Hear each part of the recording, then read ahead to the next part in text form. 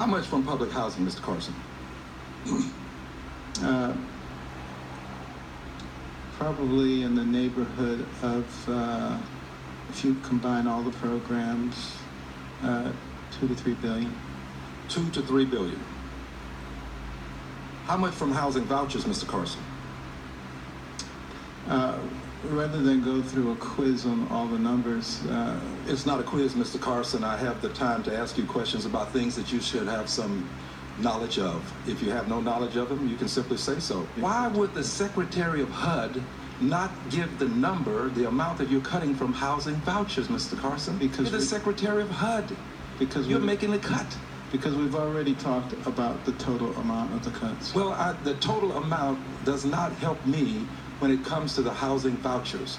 I have people who use housing vouchers, and I need to be able to explain to them, Mr. Carson, how much the cut portends for them.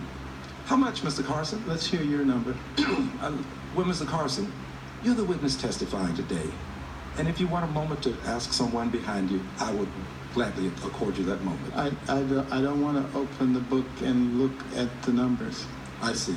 You choose not to say how much you're cutting from housing vouchers or how much you're cutting from community block grants, Mr. Carson. I want to talk about... Mr. Carson, you don't get to talk about what you want to today.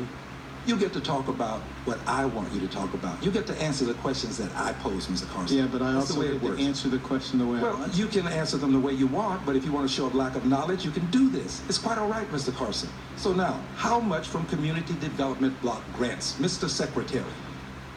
Again, I'm not willing to sit there and... So you don't know how much from community development block grants?